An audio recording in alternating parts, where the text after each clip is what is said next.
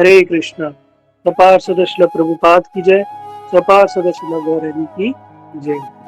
तो आज का जो हमारा टॉपिक है बड़ा विशेष टॉपिक है, सभी इस टॉपिक को बड़े ध्यान से अंतिम तक सुनो। जिन लोगों के घर में ना कहते हैं हमारे घर में शांति नहीं है, धन का अभाव है, भक्ति में आगे नहीं बढ़ रहे, ये विशेषकर उन लोगों के लिए कथा है। लेकिन इसकी जो महिमा है बिल्कुल एंड में बताएंगे। तो आज की जो हमारी कथा है वो है वृंदावन की रज की महिमा। ये वृंदावन की रज है, ये कोई साधारण नहीं है। 3 वस्तुएं बड़ी इंपॉर्टेंट है। वो है, पहला है भक्त पद धूली, जिसको बोला गया भक्तों के चरणों की धूली। अब कहेंगे प्रभु जी भक्तों के चरणों की धूली से हम कैसे आगे बढ़ेंगे? हाँ बिल्कुल आगे बढ़ेंगे। हम ऐसे आगे बढ़ेंगे, जीवन में भी आगे बढ़ेंगे, भक्ति में भी आगे बढ़ेंगे। चैतन्य चरितामृत के अंदर बताया गया है कि ब्रज रज की ऐसी महिमा है कि सुन के रोंगटे खड़े हो जाएंगे। और जब हम ब्रज जाएंगे ना, जब हम ब्रज में जाएंगे, ब्रज कहने का अर्थ होता है जो संपूर्ण भगवान, जिस भगवान की जो लीला स्थली है, भगवान ने जहाँ रमण किया, गमन किया, भगवान जहाँ रहे, उस पूरे स्थान को ब्रज कहते हैं। चाहे वो वृंदावन हो, गोवर्धन हो, मथुरा हो, ये सारा का सारा स्थान 84 कोस का ब्रज कहलाता है। तो वहाँ की जो रज है, वहाँ की जो माटी है, वो कोई साधारण नहीं है, उसे बोला गया ब्रज रज। जब भगवान जल को स्पर्श करते हैं, जब भगवान जल को स्पर्श करते हैं तो क्या बन जाता है? गंगा जल। जब भगवान माटी को अपने माटी में जब अपने चरण रखते तो वो बन जाती है चरण रज, वो चरण रज बन जाती है। लेकिन जो ब्रज की रज है उसमें भगवान क्या, भगवान के सारे भक्तों की वो चरण रज, और कोई साधारण नहीं है। स्वयं ब्रह्मा, नारद, शिव, उद्धव, ये सारे के सारे बड़े बड़े महारथी, बड़े बड़े देवी देवता, 34-33 करोड़ देवी देवता है, सारे के सारे भगवान से प्रार्थना करते हैं, भगवान हमें ब्रज की रजी बना दो, कुछ मत बनाओ तो ब्रज की रजी बना दो, है ना। भगवान के जो भक्त है, राधा रानी के जो भक्त है, वो क्या मांगते हैं? राधे मेरी स्वामिनी, मैं राधे क्यों दास, जन्म जन्म मोहि दीजियो श्री वृंदावन को वास। क्यों मांग रहे भैया वृंदावन को वास? राधा रानी से यही मांगते हैं। तो जरूर कुछ ना कुछ तो बात है ना, कुछ बात है, बिल्कुल बात है। अब वो सुनो क्या बात है। तो बता रहे हैं कि भगवान के जो भक्त और भगवान के चरण की रज, ये क्या है? ये ब्रज रज है, और ये कोई साधारण नहीं है। हम वृंदावन में तो जाते हैं, है ना, वृंदावन में जाते हैं, टिक्की खाते हैं, गोलगप्पे खाते हैं, वहाँ की फेमस कचौड़ी खाते हैं, लस्सी पीते हैं, और जरा सी धूल उड़े तो मुंह पे कपड़ा बांध लेते हैं कि भैया धूल ना लग जाए। लेकिन सुनो आज के बाद, चाहे आपको वहाँ ब्रज की टिक्की मिले ना मिले, चाहे आपको ब्रज की लस्सी मिले ना मिले, चाहे ब्रज का आपको पकोड़े, चाट या लस्सी मिले ना मिले, लेकिन ब्रज में जो ब्रज की धूल है ना, उसको जरूर आप प्रसाद के रूप में ग्रहण करें। क्योंकि प्रभु जी आप तो आज अपनी विशेष बात बता रहे हो। सब कहते हैं वहां जाके टिक्की खाना, गोलगप्पे खाना, ये खाना, और आप बता रहे हो कि ये कुछ मिले ना मिले लेकिन ब्रज रस खाना। भैया ये ब्रज रस कोई साधारण नहीं है, ये ब्रज रस साधारण नहीं है। ये ब्रज रस को प्रसाद के रूप में आप जाके ग्रहण करना, उसको मस्तक से लगाना, उसको थोड़ा सा अपने मुख में डालना। किस भाव से?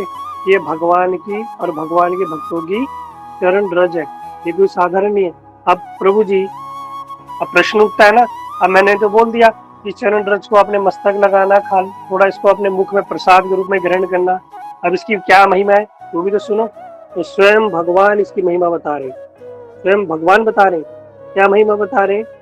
कि भगवान एक बार एक स्थान है ब्रज में, रमण रेती, आप सभी लोगों ने गए होंगे, वो सारे भक्त गए होंगे। रमण रेती एक स्थान है, वहां आप लोगों ने देखा होगा, वीडियो में भी देखो, आप नेट पे देखना, यूट्यूब में देखना, सब लोग जाते हैं लोटवोट खाते हैं, सब खूब लोटवोट खाते हैं। लेकिन क्यों खाते हैं किसी को कुछ नहीं पता, उसकी महिमा क्या है।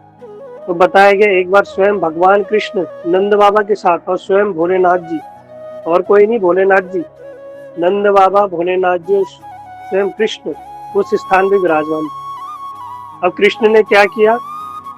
इस ब्रज रज की महिमा को प्रकाशित करने के लिए एक लीला की। वहां पर नंद बाबा बैठे हुए और कृष्ण बैठे हैं, स्वयं भोलेनाथ जी वहां विराजमान है। तभी क्या हुआ, वहां एक व्यक्ति, एक काले घोड़े में एक व्यक्ति आया, और व्यक्ति भी कैसा, बिल्कुल काला, जैसे साउथ अफ्रीका के जंगलों से भाग के आया, ये बिल्कुल काला, और घोड़े में बैठता है और दौड़ता दौड़ता दौड़ता वहीं पहुंचा। कहाँ पहुंचा, रमन रेती में। और दौड़ते दौड़ते जब वो वहां आया और घोड़े से उतरा, और देख रहे नंद बाबा भी देख रहे हैं, कृष्ण भी देख रहे हैं, स्वयं भोलेनाथ जी भी देख रहे हैं। वो जब घोड़े से उतरा वो काला व्यक्ति, और क्या किया, वो ब्रज रज में लोट वोट खाने लगा, ये गुलाटी, इधर से उधर, उधर से उधर। नंद बाबा कह रहे भैया क्या हो गया, घोड़े में बैठा था, क्या इसकी पीठ में खुजली हो रही थी क्या, ये खुजली मिटाने के लिए लोटपोट खा रहा है क्या। भोलेनाथ जी तो समझ गए भैया भगवान कोई लीला कर रहे हैं, कोई साधारण लीला नहीं है। लेकिन जो वो व्यक्ति था, काला व्यक्ति, वो लोटपोट खा रहा है, खूब लोटपोट खा रहा है। और देखते ही देखते वो काला व्यक्ति, जो ऐसा लग रहा था शायद साउथ अफ्रीका के जंगलों से आया, और बिल्कुल गोरा चिट्टा अमेरिकन बन गया है, बिल्कुल सफेद है। नंद बाबा तो बड़े आश्चर्य बढ़ गए, भैया ब्रज में ऐसा कौन सा ब्यूटी पार्लर है जो काला से काला व्यक्ति भी बिना फेयर एंड लवली लगाए गोरा चिट्टा हो गया है। ये कैसी कैसी महिमा भैया ब्रज की। और व्यक्ति कैसा हो गया, बिल्कुल गोरा सफेद। अब नंद बाबा बड़े आश्चर्य में पड़ गए, भोलेनाथ जी भी आश्चर्य में पड़ गए, भैया ऐसा तो हमने कभी देखा नहीं। एक व्यक्ति आया और मिट्टी में लोट वोट खाया, उसने ऐसा लोट वोट खाया कि उसका सारा रंग काले से श्याम वर्ण से वो गौर वर्ण का हो गया। ऐसी कैसी भैया महिमा, क्या हो गया। तो स्वयं भगवान ने और स्वयं जो नंद बाबा ने वहां जाके पूछा, उनसे पूछा तुम कौन हो, अरे तुमने क्या किया है, तुम कैसे काले से गोरे हो गए। अब भोसरी माता जी सोच रही होंगी भैया हमें बता दो प्रभु जी, हम भी जाके थोड़ा वहां जाके बिना ब्यूटी पार्लर के फ्री फंड में हम भी गोरे हो जाएंगे। लेकिन हुआ क्या, अब भगवान कृष्ण भी पूछ रहे हैं। सोचो, भगवान कृष्ण ने पूछा, भगवान तो जानते हैं, लेकिन भगवान ब्रजरज की महिमा को प्रकाशित करने के लिए किस प्रकार लीला करते हैं। उन्होंने पूछा नंद बाबा ने कि तुम कौन और क्या हो। तो उन्होंने प्रणाम करके बोला कि प्रभु मैं कोई साधारण नहीं हूँ, मैं राजा हूँ। कह रहे राजा, कह रहे कौन से राजा, कहते मैं तीर्थराज प्रयाग हूँ। आप लोगों ने सुना होगा जो तीर्थों का राजा कौन है, तीर्थों का राजा है प्रयाग। ये प्रयाग तीर्थों का राजा है। लेकिन प्रयाग तीर्थों का राजा है, इसके विषय में भी घटना आती है। जब तीर्थों का राजा प्रयाग है ना, ये सारे तीर्थों का राजा है, सारे के सारे जो तीर्थ है ना, सारे वो क्या करते हैं, प्रयाग में आके कर दे के जाते हैं, प्रयाग को प्रणाम करते हैं। प्रयागराज आप लोगों ने सुना होगा ना, प्रयागराज राज राजा, तो सारे के सारे तीर्थ आते हैं, उनको प्रणाम करते हैं। एक बार नारद जी आए, नारद जी ने बोला अरे प्रयागराज जी कैसे हो, करे बढ़िया। कहते मैंने सुना है कि सारे के सारे जो तीर्थ है तुम्हें आके प्रणाम करते हैं, कर दे के जाते। कहते हाँ बिल्कुल सही सुना है। कहते अच्छा तभी आप प्रयागराज हो। कहते हाँ मैं प्रयागराज हूँ। कहते लेकिन भैया तुम राजा नहीं लग रहे। कहते नारद जी आप कैसे कह सकते हो मैं राजा नहीं। कहते अगर राजा होते तो सारे के सारे लोग तुम्हें आगे प्रणाम करते, तुम्हारे अधीन रहते। कहते हाँ। कहते बताओ कौन मेरे अधीन है। कहते नारद जी ने बोला भैया सब तो तुम्हारे पास आते, लेकिन ये वृंदावन तुम्हारे पास नहीं आता। वृंदावन भी तो धाम है, वृंदावन धाम। कहते सारे तो तुम्हारे पास आते, वृंदावन तुम्हारे पास नहीं आता। अब ये सोच में पड़ गए तीर्थराज प्रयाग। कहते हो क्या नारद जी, क्या तो सही रहे हो तुम कि सारे तीर्थ ये मेरे पास आते हैं, लेकिन ये वृंदावन कभी मेरे पास नहीं आया, ना मेरे को प्रणाम करता, ना मेरे अधीन है। अब जो तीर्थराज जी पहुंच गए कंप्लेंट करने भगवान के पास, पहुंचे वैकुंठ, भगवान के पास पहुंचे और बोले भगवान आपने मुझे कैसा झूठी वूटी का राजा बनाया है, कैसा राजा बनाया मुझे। तो उन्होंने पूछा भगवान ने प्रयागराज को, प्रयागराज हुआ क्या, क्यों इतना क्रोध में, क्या हो गया। कहता आपने कैसा राजा बनाया, सारे तो तीर्थ मुझे सारे मुझे आते प्रणाम करते हैं, मेरे अधीन है, मुझे कर देते हैं, लेकिन जो वृंदावन है ना ये कभी मेरे पास नहीं आता, ना मेरे अधीन है, ना कभी मुझे प्रणाम करता। भगवान ने कहा ओ प्रयागराज मैंने तुम्हें तीर्थों का राजा बनाया, अपने घर का राजा नहीं बनाया। वृंदावन मेरा घर है। मैंने तुम्हें तीर्थों का राजा बनाया, प्रयागराज की तो वहां चिट्टी बिट्टी क्यों। भगवान स्वयं बता रहे कि वृंदावन भैया मेरा घर है? तुम राजा होंगे, तुम्हें मैंने राजा बनाया है, लेकिन तीर्थों का राजा बनाया, अपने घर का राजा नहीं बनाया। अब वृंदावन तो मेरा घर है। तो उसी वृंदावन के अंदर ये प्रयागराज पहुंच गए और लोटपोट खा के काले से गोरे बन गए। अब पूछा इनसे कि भैया तुम बताओ कि तुम कैसे काले से गोरे हो गए, क्या कारण है? तो प्रयागराज तीर्थ ने कहा कि देखो, आप सभी लोग तो जानते हो कि जगत के जो सारे लोग हैं ना, ये जीवन भर पाप करते हैं और पाप करने के बाद क्या करते हैं? चलो गंगा नहाए, चलो यमुना नहाए, चलो प्रयाग में नहा लें, चलो काशी चले जाए, चलो यहाँ चले जाए, हैं? आप लोगों ने देखा होगा, डुबकी लगा लगा के और सारे पाप को क्या करते हैं? वहीं छोड़ाते हैं। और भगवान का वचन है कि जो भी तीर्थों में स्नान करेगा वो उसके पापों का क्षय होगा, उसके पाप धुल जाएंगे, है ना? इसलिए कहते हैं लोग जाते हैं गंगा जी में डुबकी लगा के आते हैं कि हमारे सारे पाप नष्ट हो जाएंगे। अब नष्ट तो हो जाएंगे, वो पाप धुल भी जाएंगे, लेकिन वो पाप जाएगा कहाँ? तो तीर्थ जो है ना, सारे के सारे भगवान के कहे अनुसार सारा पाप लेते लेते लेते काले पड़ गए। जिस प्रकार आप लोग देखा करो, जो नदियां है सारी की सारी दूषित हो गई, मतलब ये पापी तो है, गंदा गंदगी, प्लास्टिक, थैलियां, नालियां का पानी, ये गंदगी है, क्या पापी तो मनुष्यों का है? तो ये सब क्या है? पापी है। जो तीर्थराज है वो काले हो गए। प्रयागराज, अब राजा है तो क्या मिलेगा? जो जो प्रजा के पास होगा, जो उनके अधीन है, उनके पास जो होगा वही तो मिलेगा। तो उनको, उनके पास क्या था? जगत के लोगों के पाप थे और वो पाप लेके प्रयागराज के पास आ गए। अब उनको सारे पाप स्वीकार करने पड़े, तो स्वीकार करने के कारण वे प्रयागराज काले हो गए। लेकिन वो एक बात जानते थे, क्या जानते थे? कि ब्रजरज कोई साधारण नहीं है। प्रयागराज जो है ना, राजा है ना, जानते थे। इसलिए क्या करते थे वो, जब पाप बढ़ जाता था, जब वो काले हो जाते थे, तो क्या करते थे? आके इस ब्रजरज में, रमन रेती में आके लोट वोट खाते थे। और लोट वोट खाने से क्या होते थे? सारे पाप ब्रजरज स्पर्श करते ही सारे पाप नष्ट हो जाते थे और पुण्य क्या हो जाते थे? श्याम वर्ण से गौर वर्ण के हो जाते थे, है ना? बोले ब्रजरज महिमा की जय। ये ब्रजरज की महिमा ऐसी है, ये ब्रज की जो रज है, ये चरणों की जो धूली है, भगवान और भगवान के भक्तों की साधारण नहीं है।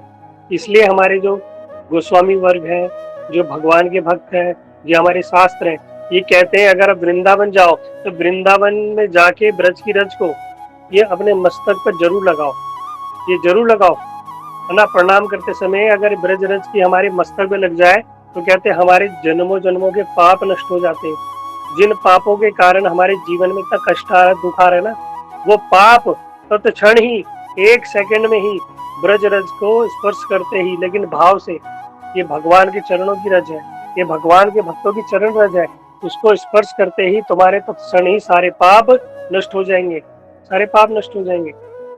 ये कोई ब्रज रज कोई साधारण नहीं है। और स्वयं इस रज को कौन खा?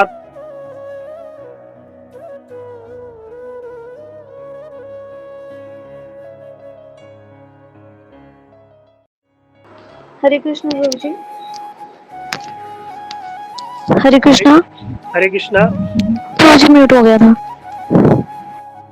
कब से म्यूट हुआ है? तुम कौन छेड़खानी कर रहा है? तो ये भगवान कब से म्यूट हुआ है? कब तक सुना? लास्ट बताओ। हरी प्रिया,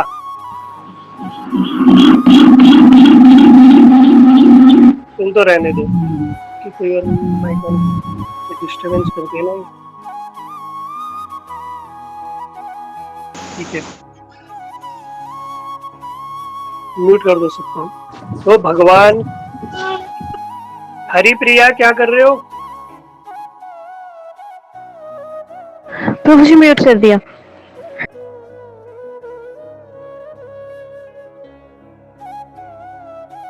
तो ये ब्रजरज कोई साधारण नहीं है, ये भगवान स्वयं इस ब्रजरज को खुद पान करते हैं। भगवान स्वयं इस ब्रजरज को भगवान ने खाया। आप लोगों ने सुना ना, मैया ने देखा कि कृष्ण क्या कर रहे हैं, बैठे हुए ब्रज में और माटी खा रहे। मैया ने कहा, मैया और सखाओं ने देखा, मैया से कंप्लेंट कर दी स्वयं दाऊ भैया बलदेव प्रभु ने कि भैया ये कृष्ण क्या करे, माटी खा रहे। मैया आ गई कि फिर क्या कहा ना, तूने माटी खाई? ब्रह्मांड घाट में आप सभी लोग जानते हैं। और भगवान ने क्या किया? माटी खाई। भगवान ने कहा नहीं, मैंने माटी नहीं खाई। लेकिन भगवान ने माटी खाई। कैसे खाई? देख रहे हैं कि ये मिट्टी है ना, तो माटी है, ये कोई साधारण नहीं है। ये बड़े बड़े जो कहते हैं बड़े बड़े देवी देवता, स्वयं ब्रह्मा शिव नारद क्या करते हैं, इस रज को पाने की तपस्या कर रहे हैं। इस रज में है क्या, जरा मैं भी तो चखूं इस ब्रज रस का क्या स्वाद है। तो उसके कई कारण बताए गए भगवान ने क्यों वो ब्रज रस खाई, वो ब्रज रस क्यों खाई भगवान ने, कि भगवान के कई सारे कारण उनको सुनेंगे हम। तो इसलिए क्या करेंगे, ब्रज रस की साधारण नहीं है। स्वयं मुक्ति, हम कहते हैं ना मुक्ति की कामना है कि बस मुक्ति मिल जाए।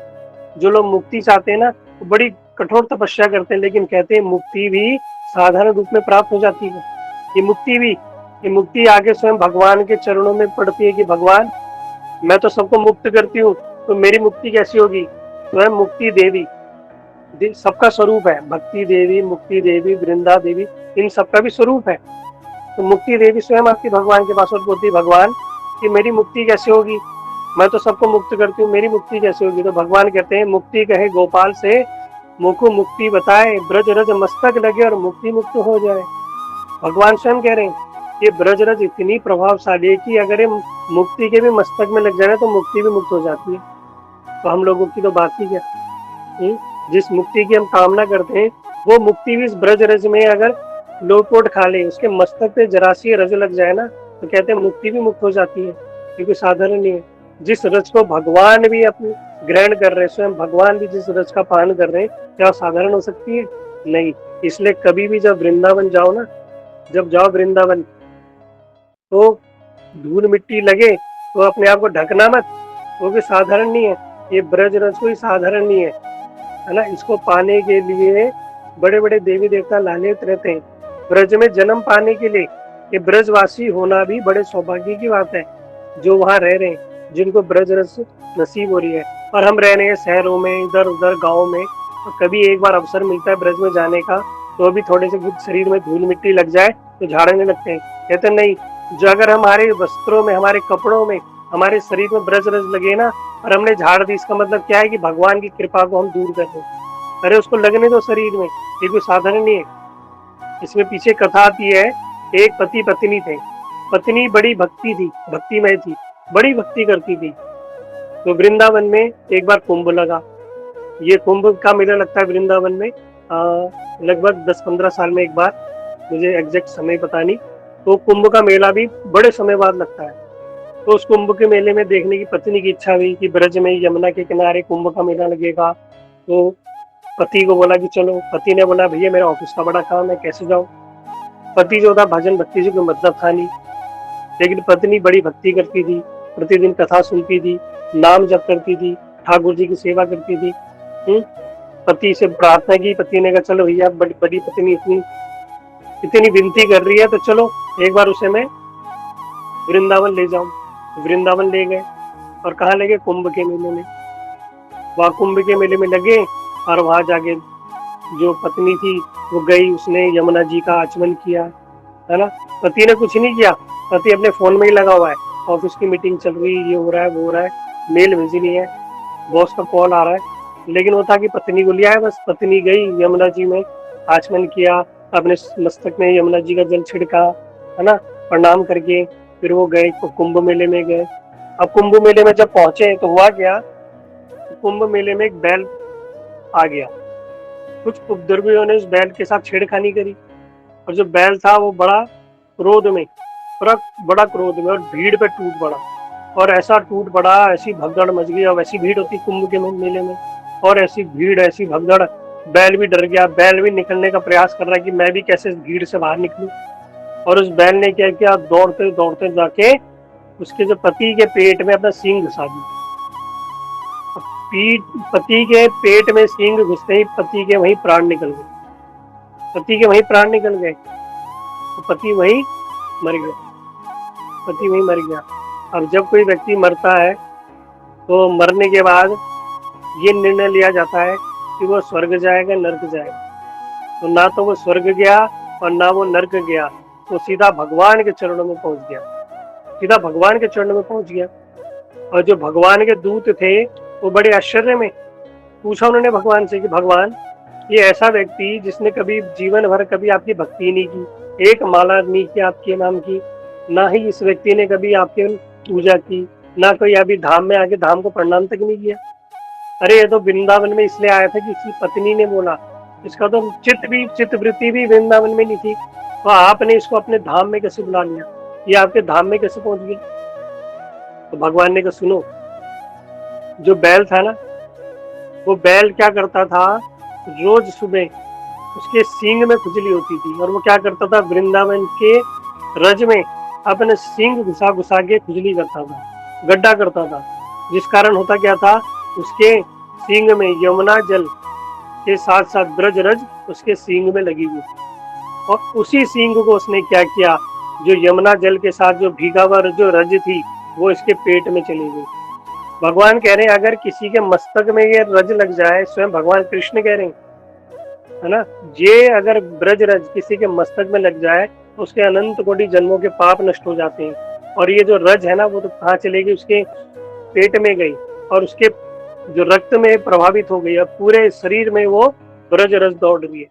तो कहते जिसके शरीर में ब्रज रज दौड़ रही है, जिसके शरीर के अंदर जिसने ब्रज का स्पर्श कर लिया, क्या वो कभी नर्क जा सकता है? नहीं। क्या स्वर्ग जा सकता है? नहीं। न स्वर्ग जाएगा न नरक जाएगा, कहते हैं साक्षात वो मेरे धाम को मुझे ही प्राप्त होगा। ये ब्रज रज की ऐसी नहीं कि जिस व्यक्ति ने कभी जीवन भर भजन नहीं किया लेकिन गलती से ब्रज रज उसके अंदर प्रवेश कर गई, उसका कल्याण हो गया, उसका उद्धार हो गया, स्वयं भगवान उसे प्राप्त हो गए। तो ये भगवान की चरण की रज कोई साधारण नहीं है, इसलिए ये ब्रज रज कहते हैं। इस ब्रज रज को जो ब्रजवासी हैं क्या करते हैं, प्रणाम करते हैं। ऐसे ऐसे संत है ब्रज में, वो क्या करते हैं, इसी रज में, इसी रज का वो टीका लगाते हैं। अभी जो हम लोगों ने देखा, जो हम अपने मस्तक में तिलक लगाते हैं ना, ये गोपी चंदन, ये गोपी चंदन में भी साधारण नहीं है, ये ब्रजवासियों के ही चरणों की धूली है।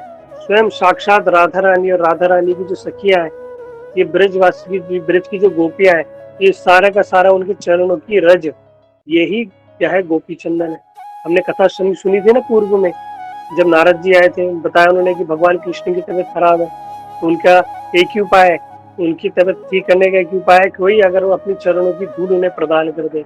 इस जगत में किसी ने नहीं दी, लेकिन इन गोपियों ने भगवान के लिए थैले भर भर के, बोरियां भर भर के और पोटलियां बना बना के नारद जी के सर में रख दी कि ये लो चरण रज और कृष्ण के मस्तक में डाल दो। नारद जी कह रहे अरे गोपियों, तुम्हें भय नहीं लग रहा, तुम अपने चरणों की धूल भगवान को दोगे, तुम्हें नर्क रहना पड़ेगा आजीवन। गोपियों ने कहा भैया भगवान की प्रसन्नता के लिए, भगवान स्वस्थ रहे उसके लिए हम आजीवन नर्क में रह सकती हैं, हमें कोई अपनी तो इच्छा नहीं है। तो इस प्रकार की जब बातें सुनी नारद जी बड़े आश्चर्य में पड़ गए। तो ये चरण रज कोई साधारण नहीं है, ये ब्रज रज ही गोपी चंदन है, जिसको वैष्णव लोग अपने मस्तक में धारण करते हैं। आप लोगों ने देखा होगा ब्रज में जो राधा कुंड के आसपास लोग रहते हैं, उनका काला तिलक होता है।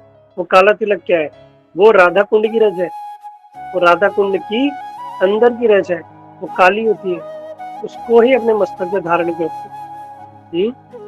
ये कोई साधारण बात है नहीं। इसलिए स्वयं अजामिल प्रसंग में श्रीमद् भागवतम में बताया गया, भगवान स्वयं बता रहे यमदूतों को कि भैया जिसके मस्तक पर ये ब्रज रज हो ना, ये ब्रज रज जिसके मस्तक में लगी हो, उस व्यक्ति को नरक में लाना तो दूर, उस व्यक्ति को स्पर्श करना तो दूर, उसकी परछाई को भी मत देख लेना, नहीं तो लेने के देने पड़ जाएंगे। उस व्यक्ति से दूर रहना, ये ब्रज रज की ऐसी महिमा है ना। इसलिए इस ब्रज रज को स्वयं भगवान ने भी पान किया। भगवान ने पान किया मतलब भगवान ने भी इसको खाया, इस मिट्टी को खाया। इसका नाम एक रसा है ना, ब्रज, इसको रसा बोला गया है। भक्त जो ठाकुर जी है ना, उनकी दो पत्नी है, एक है रमा और एक है क्षमा, है ना। रमा कौन है, रमा यानी लक्ष्मी, क्षमा, क्षमा बोलते हैं ये भूदेवी पृथ्वी को। तो जब ठाकुर जी आए वृंदावन में लीला करने लगे, तो रमा ने देखा यानी लक्ष्मी ने देखा कि अरे ये तो क्षमा के साथ है, क्षमा यानी भूमि देवी के साथ। ये छोटे छोटे कृष्ण अपने छोटे छोटे नटखट चरणों से क्षमा में चल रहे हैं, मतलब भूमि में चल रहे हैं। तो रमा को, जो रमा थी, लक्ष्मी थी, रमा देवी, उनको बड़ी ईर्ष्या हुई, काश मैं भी कृष्ण के चरणों की रज को प्राप्त कर पाती, काश मैं भी कृष्ण के चरणों को प्राप्त कर पाती। तो फिर उन्होंने क्या किया, भगवान की प्रार्थना की। भगवान ने कहा कोई नहीं, तुम आ जाओ, तुम धन के रूप में नंद बाबा का धन बन के आ जाओ। अब समझना इस बात को।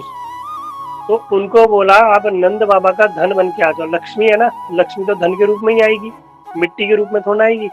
और वो नंद बाबा का धन बन गई। और जब धन बन गई, जब कृष्ण का जन्म हुआ ब्रज में, जब ब्रज में कृष्ण का जन्म हुआ, नंद उत्सव के दिन नंद बाबा ने इतना धन लुटाया, इतना धन लुटाया कि धन कुबेर भी देख के बोल रहे कि भगवान ने मेरे को झूठा धन कुबेर बनाया।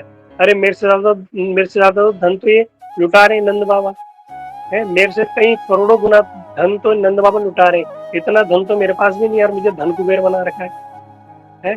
लेकिन जो नंद बाबा धन लुटा रहे थे ना, वो ब्रजवासी लूट रहे थे। और लूटने के बाद वो अपने जेब में नहीं रख रहे थे, वो अपने आप को भी नंद बाबा समझ रहे थे। वो सोच रहे थे हम जो लाला हुआ है ना, वो हमारे घर हुआ है। वो उस धन को लूट के छत में जाते थे और फिर लुटाते थे। पूरे ब्रज में ऐसे ही हो रहा था, कोई धन अपने पास नहीं रख रहा था। नंद बाबा लुटा रहे, लोग लूटते हैं, फिर अपने घर की छत में जाते हैं, उसे लुटाते हैं, दूसरे लोग लूटते हैं, फिर वो अपनी छत में जाते हैं, वो लुटाते हैं। ऐसे ही चल रहा था। और वो सारा का सारा जो धन था ना, वो मिट्टी में ही मिल गया। वो सारा मिट्टी में मिल गया। क्यों? कोई ले तो नहीं गया अपने पास, कोई नहीं ले गया।